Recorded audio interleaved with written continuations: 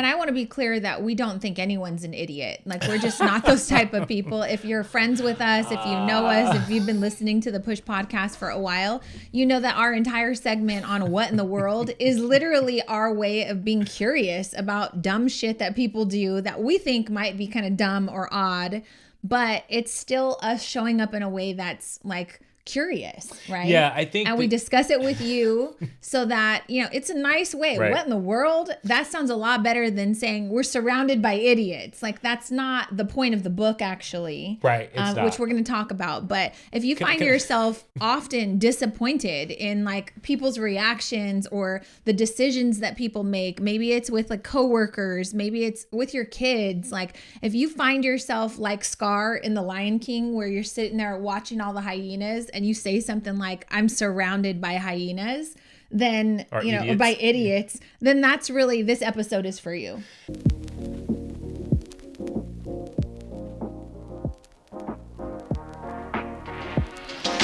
Hey guys, welcome back to the Push Podcast. I'm Janelle Copeland. And I'm Edward Copeland. Yeah. I love your jingles, honey. You know what's interesting about us is we introduce ourselves every single time. And, you know, maybe, do we do that just because of new people? Yeah. Oh, okay. I just want to make sure. That's usually what hosts do for shows. Yes. Oh, okay. All right. I just want to make sure. Actually, every podcast that I've ever listened to says, hey, I'm your host, da-da-da-da. Yeah. We don't say, well, wait, did I just say that? I'm your host? No. I just said, I'm Janelle Copeland. Yeah. Now you got me questioning my Janelle life. Copeland is the co-host of the Push podcast, and my name is Edward Copeland, and I am the co-host of the Push podcast as well. Well, now that is clarified, welcome everybody to episode number 135. I swear we're not new to this. And I want to thank every one of you that has recently shared an episode. Apparently our downloads are growing, and that's fantastic. Yeah, we had our biggest month in February. What up, y'all? Yeah, love it. And you know why? Because I titled an episode, How to Not Lose Your Shit. And it was around when someone graffitied on our house and just kind of some life lessons and skills that we were sharing. What does that tell you about our audience? That tells me that they really like the chisme, like the tea. The tea, the gossip. Not to shame you guys, because that's not really, I don't think that you're really into gossip, but that is the power of like a provocative title, right? Mm-hmm. So it reminds me of like the last episode we did about Kanye West and his confidence. Like, we got to be more Kanye-ish, like controversy sells. Yeah. And I hope, like, if you haven't listened to the Kanye episode, go and listen to it.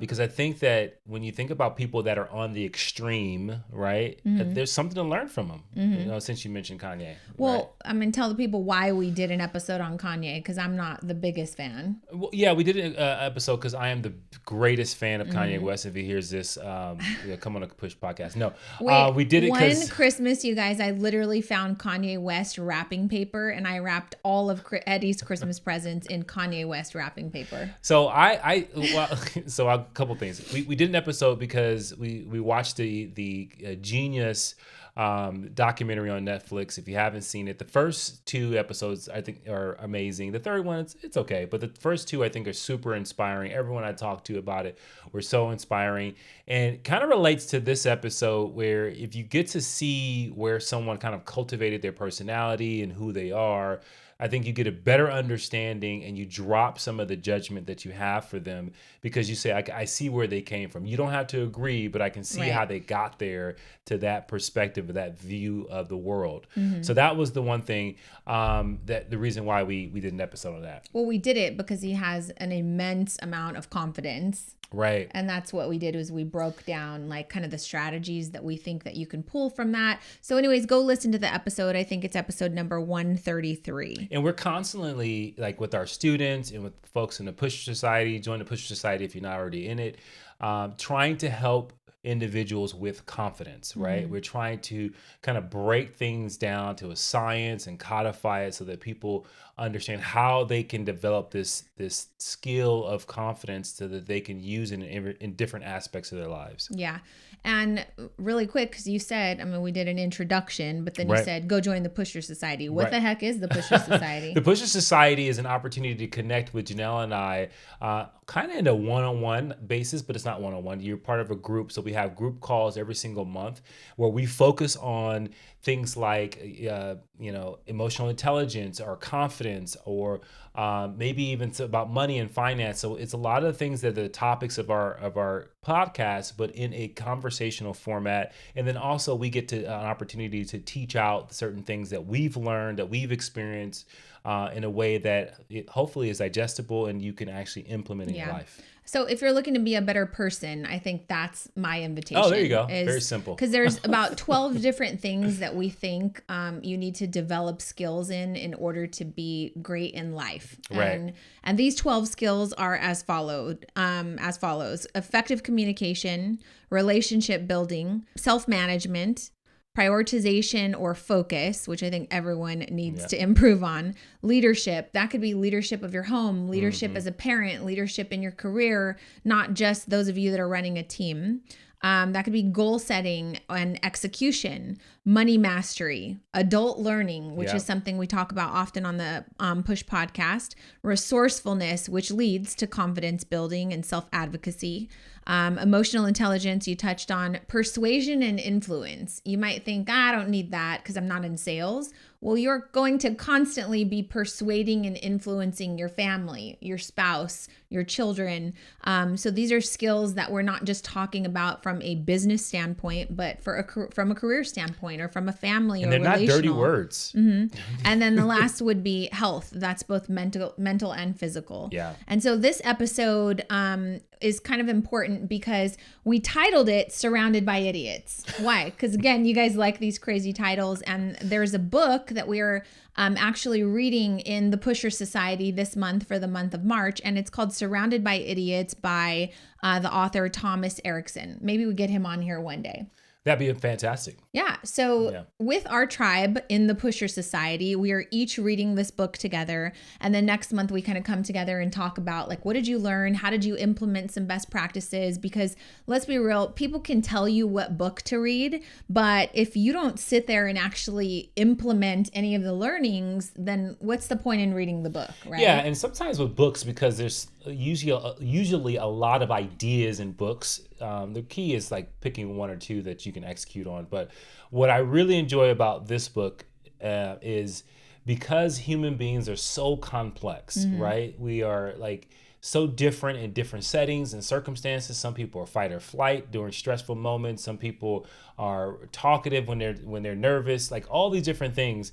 Like having some type of categorization is important for you as an individual so that you can better understand people. Now, we want to make sure that you understand that we're not telling you to put people in a box, like to marginalize them as, oh, you are this type of person or you're this type of person. But it's for you to really have a comprehension of like, oh, I see why this person behaves the way that they're behaving. They're not an idiot.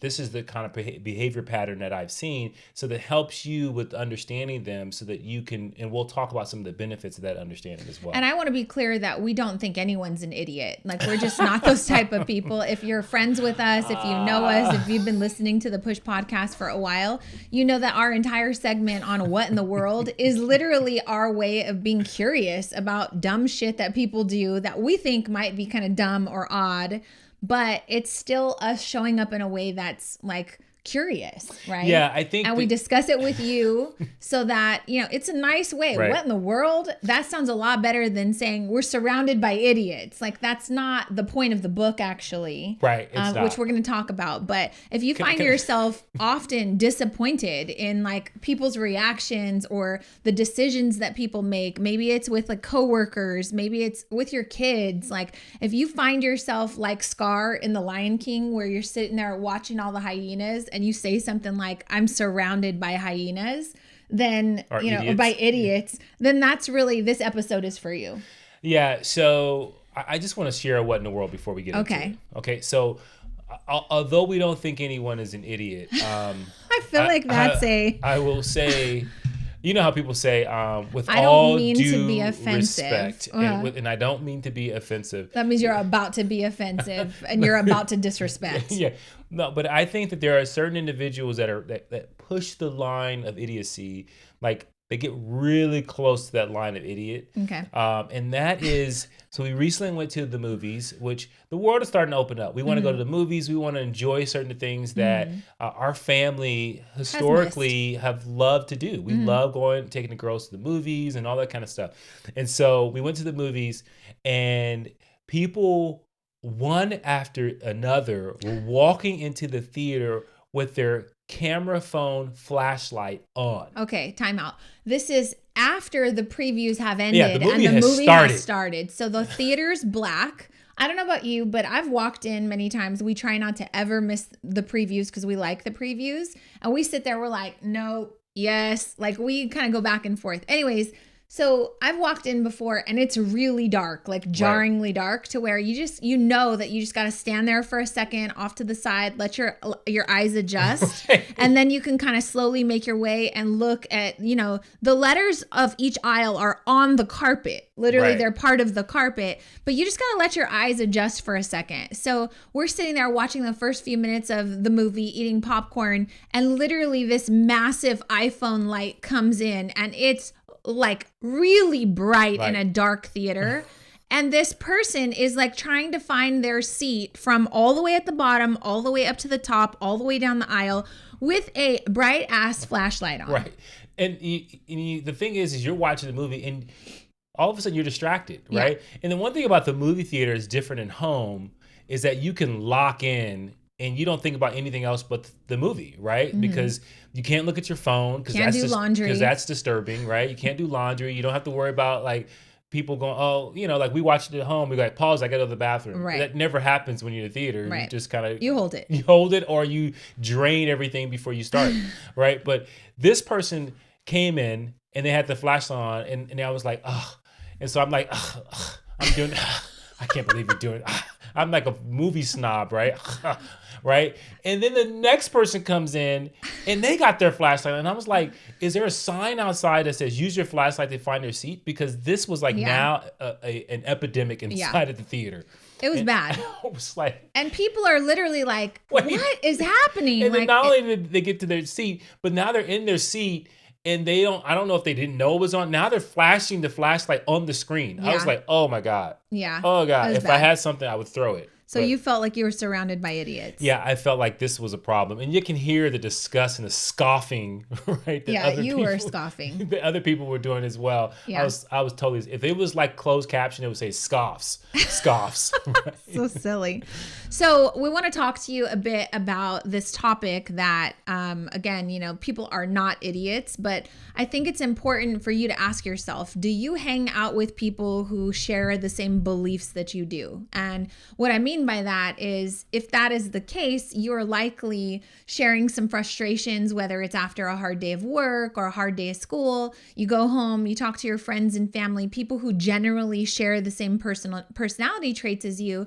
And what they're going to do after you complain is usually just co-sign, right? Mm-hmm. Versus, well, maybe try looking at it this way. And so I'm just going to tell you that's what we do in the Pusher Society. Right. And if you don't have the opportunity to be around people who can expand your thinking and challenge you to, not think that the world is full of idiots, but to instead be more compassionate, be more understanding, and look at things in a different way, then we want to invite you to join the Pusher Society, right? But here's how this can be really helpful. I remember years ago, I hired an employee. Her name's Alex Reeves, and she's a great girl. I loved her. Well, we had a conversation like on her second day of work, and it was about something that she was making. She was a cake decorator, and I was like giving her feedback, right? Again, I have a kind of direct personality. Like, let's not waste a lot of words. Like, let's just kind of get it out there, fix it, and move on. So she takes that feedback, and which I didn't think anything of it. She goes home and tells her family, like, oh my God, she gave me feedback on something and I was crying about it. Like my feelings were really hurt. And I'll never forget, I didn't find this out for about 6 months. So Alex came back to work, even though her feelings were hurt, even though I guess I made her cry, which I didn't intentionally do. Right. And her mom told her at dinner, she was telling them how she had a horrible boss who said horrible things to her, whatever her version was. And her mom said, well, was the feedback right? And she goes, well, I mean, yeah. And she goes, then suck it up. Who cares? And that's the only reason Alex came back to work. Oh, wow. Right. Wow. And so imagine for a second if I said something again that I didn't mean to intentionally hurt Alex, right? She goes home, talks to her normal friends and family, and they all share the same beliefs. Right. And she tells them what a terrible boss, I am, and I made her cry on her second day of work. Imagine if everyone said, oh, screw her. Don't go back. Don't take that verbal abuse. You don't need that from an employer. How dare her make you feel like that? I can't believe you were crying. Never go back there. I could have lost her, right? Yeah. So instead, her family challenges the way she's looking at things. She comes back, wound up working for the Cake Mamas for many years. And then it was, like I said, 6 months later when she brought it to my attention. And I was like, wait a second. Why did you come back? And she's like, because my mom told me to suck it up. And I was so proud because we're those parents where when your kids come home and they complain about something, whether it be a teacher, whether they say someone was mean at school or whatever the disagreement was, we're always like, what? Is there another way to look at this? What's the whole context? Like, did you play a part of this? Like, we're not trying to gaslight them as though nothing ever happens. But we are trying to ask questions that would challenge them to show up in a different way, right? Yeah. And I know that we understand that could be difficult for people. Like, I think for most of the people that I've interacted with, like a lot of times they will look at that as like, wow, you're really kind of pushy. You're really people would say, God, you do this with your kids. You constantly challenge them to look at things differently. And the answer is, yeah. Right. And we do it with each other 100%. And I think that sometimes it can feel aggravating because let's face it, everybody wants to be heard, right? Well, everybody also wants to be right. And everybody wants to be right. Like you, especially when you're hurt. Yep. When you're hurt, you definitely want to be right about the fact that you're hurt, right? You don't want anyone to tell you, hey, the reason why you're hurt is not really super legitimate. Right. But sometimes that's important. It's true. It's important because we constantly are looking at individuals and we're saying, oh, like we want to be empathetic with people that are hurt. But sometimes there's no reason for you to be hurt. Right. Right. And sometimes you need someone to say, yeah, I don't think, here's a perspective that I think that you should take on, because you sitting back feeling like your feelings are hurt or feeling destroyed by this is not really legitimate, and you're going to respond or react to that hurt feeling in a way that may not be conducive or great for your future when it comes to like the example you just gave. Like Alex was able to cultivate her skill as a decorator and be a really good decorator.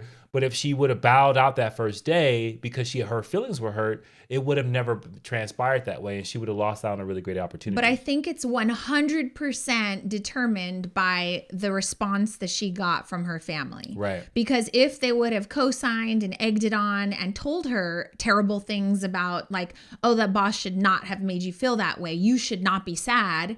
But instead they were like, well, why are you so sad about this? Was there truth to it? Right. Yeah. Okay, then suck it up and go back and do better. Did she swear at you? Right. She No. didn't cuss at you. She didn't. So maybe, the point I'm trying to make is maybe this is something that you need. You need people to give you resistance and to challenge you. Maybe you've recently, after everything that's going on in the world, found yourself being more pessimistic and negative about things. But maybe you don't have a friend or a family member who actually will call you out because you might be difficult. You might always be right. You might not really do well with feedback. If that's you, then you got to join the Pusher Society. Right. And these are things that we do with our kids, but these are things that we do with our friends and, again, in our relationship. And I'll give you another example. There's a teacher at one of our kids' schools, and the kid comes home, our kid comes home, talks about this teacher. Every time I'm like, okay, stop it. Stop complaining about this teacher. Do your best in the class, and that's it. Here's why. I'm not calling your teacher. You're older now. You can advocate for yourself. Also, you're not going to work with a boss that's always great. You're not going to always have a coach that you love. Everybody in your life is not going to be inspirational. So suck it up and figure out how to self-advocate and work around what these expectations are of this teacher. Yeah, and that's an interesting thing, because I think most people would say, well, I need to find someone that I get along with. I need to find that's going to help me, that's going to mentor me, that's going to coach me, that's going to teach me. Not everyone's going to do that. My boss. Like, I need to find someone I mesh with. And a lot of times that's that actually is destructive to your ability to progress, to grow, because you do need people that you conflict with, that you don't see the world the same way. Because I think that friction leads to a lot of growth, a lot of like if you're open to it, right? Yeah. And so what this episode is really about, it's really about all the different types of personalities that are out there and how these if you go and grow to understand them, how they could be beneficial for you, and then also how to understand yourself, like your tendencies to behave and respond a certain way, really can be a point of like understanding yourself and understanding how you mesh with other people. And then when you realize that, then you realize that not everyone is an idiot. Right. And I think that the bulk of the people on the planet, perhaps maybe the section of idiots that this book is referring to, we're not referring to, but I think the bulk of the people on the planet are not actively trying to pursue educating themselves to be better, more empathetic, more understanding around the different personality types. Right. Because I can say that there's not 1 week that goes by where someone's not telling me something out of frustration and they're like, well, you know how the world is, you know how people are, there's no one's got common sense. And that's one of my biggest pet peeves is like, your common sense isn't common to everyone else because they were not raised like you. They didn't grow up in a household like you with the same rules as you.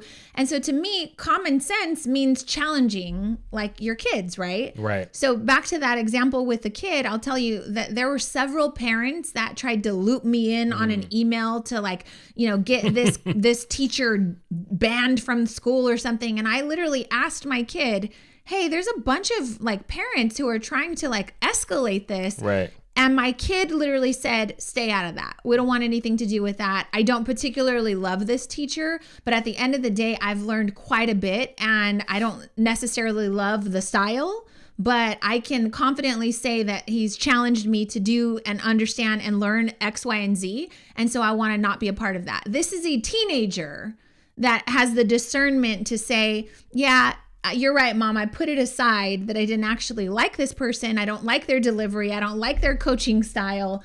But at the end of the day, I can still find the things that I'm meant to learn. And it's been helpful. And that is what we call emotional intelligence, right? It's that ability to adapt and understand that although I don't agree with the style, I have found myself a way for my personality, for my learning style to adapt to this individual to get the most out of this situation instead of running for the hills and finding someone that aligns to your communication style or your values, which I think is very mature of her because she said specifically, if it wasn't for this teacher, I would not know how to write a college essay. Mm-hmm. I would not know how to properly write in English, which Jordan, our youngest, is a phenomenal writer, right? Like sometimes the stories she's telling, I'm like enthralled. I'm like, tell me more. What's going to happen next?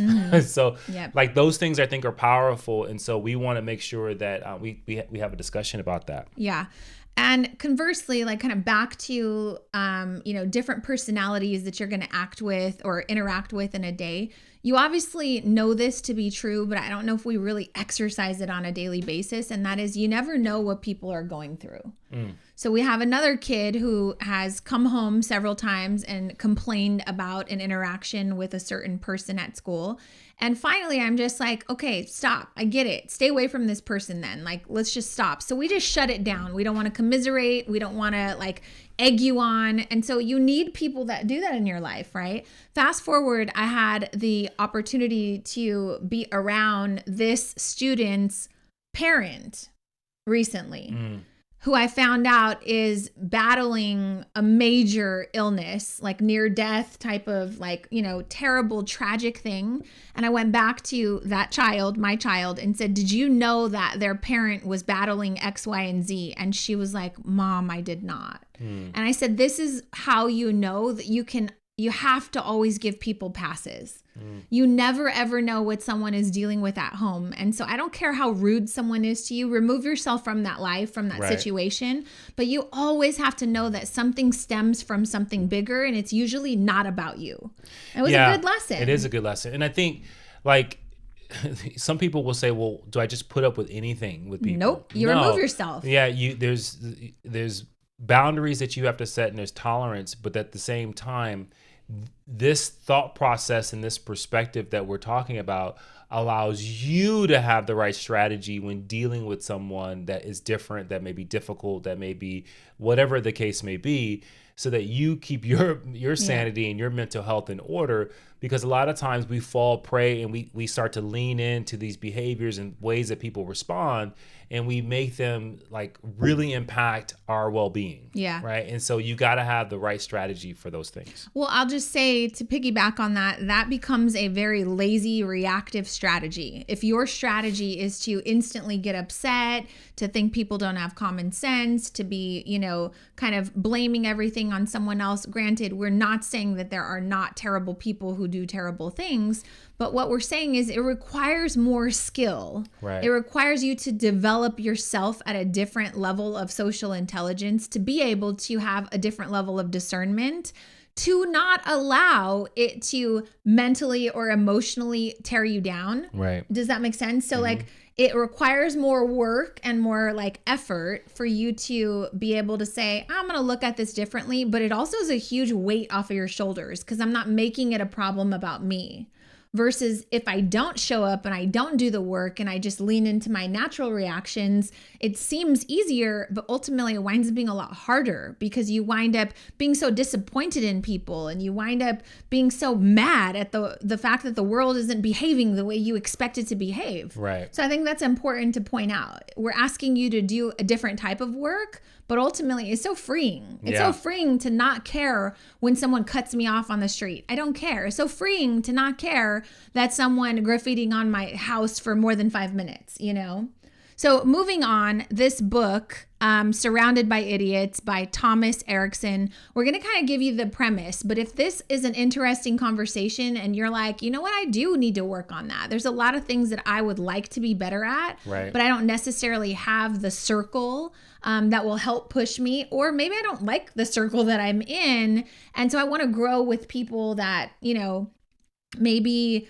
I don't know. There could be many reasons why you want to grow with other people outside of your sphere of influence. Right. And I think that if you find yourself running into individuals and you say, I just don't understand them at all. I don't understand why they do what they do. I don't understand why this person won't speak up for themselves. I don't understand why this person is always talking first. I don't understand why this person is so reserved. And so, they take so long to make a decision and you constantly are pushing. Because I can tell you that I think for me, because of my personality, I want people, I'm like, stick up for yourself. Yeah. Say something. Let's go. Come on. Right. And so make a decision. You end up trying to make people more like you, especially if you're a person that is a person of influence. You're an influence in your circle of friends, your influence in your place of work or in your business. You tend to want people to be more on your what you would probably say your level. But I think with this, you get an understanding of okay, I could be a better teammate, I could be a better friend, I could be a better leader, I could be a better just social individual, boss, whatever. If I better understand these different personalities, and when I do that, then what can come out of that? Well, I can really get to understand the value of each individual that's on my team or my friendship group. Love it. All right. So these personality types are broken into 4 distinct colors, right? And then there's some definitions for those these personality types. So I'm a visual learner, so I appreciate the colors. And the book is basically saying if you looked at people more and kind of categorize them as oh, that's a blue, that's nice, right? You're blue. Then you would better understand how to approach them, interact with them, how to deal with them, how to work with them. Right. And so although you are not going to fall 100% into one particular color, because we all can act like any color, I think that reading the book and understanding the different colors helps you identify what someone's dominant color might be to then maybe approach a conversation in a different way. Yeah. And so should I talk about the benefits and then we'll talk about the benefits of adjusting to these things? Well, let's just talk about the colors first and then we can dive into one of them. All right, perfect. All right. Well, so the first one is red. Okay. And red is considered a dominant personality, right? They're aggressive, ambitious, strong-willed, pushy sometimes, problem solver. decisive. So many of you probably know someone that is like fire. That's like fire. Fire is like red and yellow, right? And so well, no, don't confuse it because there is a yellow. Okay, so red. Well, first of all, let me just say there's red, yellow, green, and blue. Okay. So red is mostly dominant in their kind of personality. Yellow is mostly inspiring in their personality. Green is stability. Stable. And then blue is more analytic. Okay. So all of you that are listening are already like, I think I'm more red. Like if you are in Momentum, which is our brick and mortar business owners, most of them are probably somewhere in the red and yellow. You have to be kind of dominant in order to say, I'm going to be audacious enough to start a business, to lead a team, to inspire other people, to inspire customers to buy my stuff, right? There's a level of red, but that doesn't mean that they don't all possess blue skills as well, right? Yeah, and I think that you find that some of, like, I know that there are, and in the book mentions a couple of individuals that are red. There is a long list of people that I can think of that are blue that are wildly successful. Oh, absolutely. Right? Yep. And so you think about Mark Zuckerberg is not a red. He's definitely probably a blue. Well, let's explain what red is. So red has a more dominant personality. They're willing to take charge in any situation. They're willing to make tough decisions even when the decision might be unpopular, right? So the author points out that some famous people with red personalities are people like Steve Jobs, Margaret Thatcher, Barack Obama.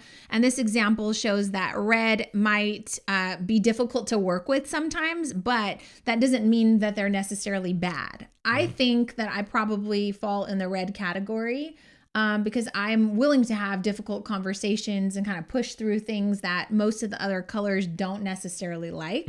But that's not to say that I'm just like spicy all the time.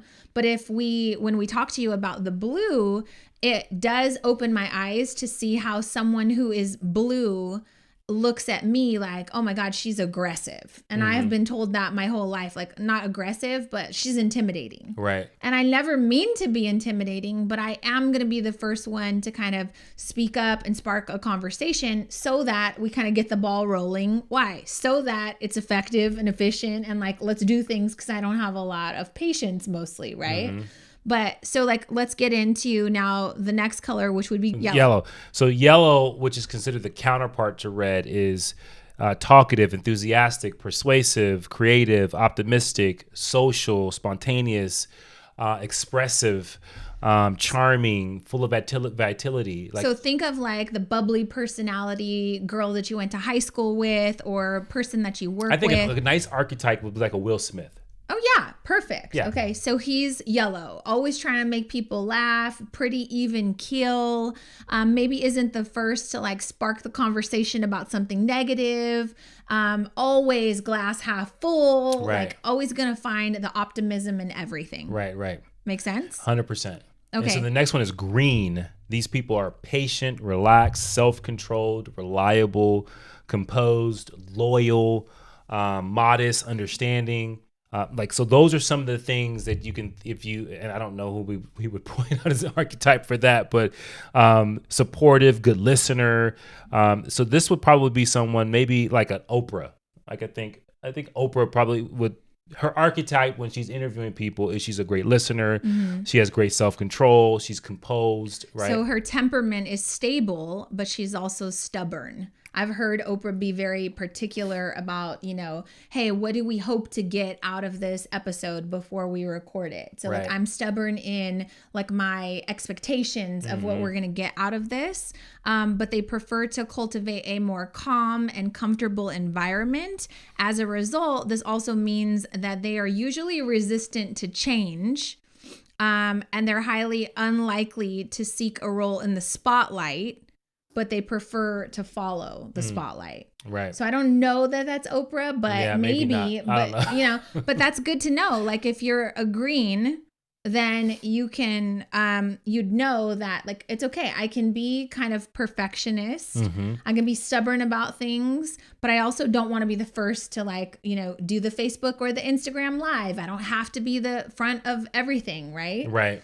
And then the next one. And then the next one is blue. So that's conscientious, systematic, distant, correct, conventional, objective, structured. And so these individuals, I think, like, they get things done, right? They're more analytical. Yeah, follow the rules, logical, like getting things done, reflecting.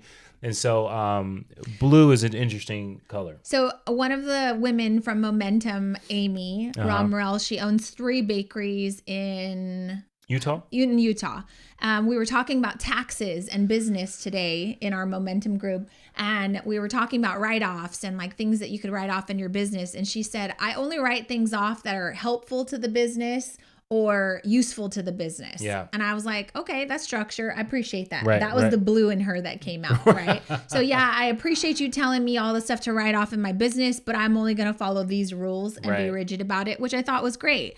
So some blue people, and you might be thinking Eeyore, right? Like the temperament might be a little sometimes, because they literally are more melancholy when it comes to personality traits. They're more stable, and they prefer to think of themselves more as realists about the world and about like their outlook, as opposed to being optimists. But usually normal people of other color categories would put the blue people in the pessimist category. So usually you can tell who's in a blue category when they're looking at the glass as half full. Right. Like, oh my God, the world, not saying that they're complaining, but they're seeing like the opportunities versus like, oh, these are the great things. Yeah. And I think, and what's interesting about these colors, when you all hear this, like, you may be putting yourself and saying, oh, I'm more like that. Like this fits me. I'm a talkative person. Right.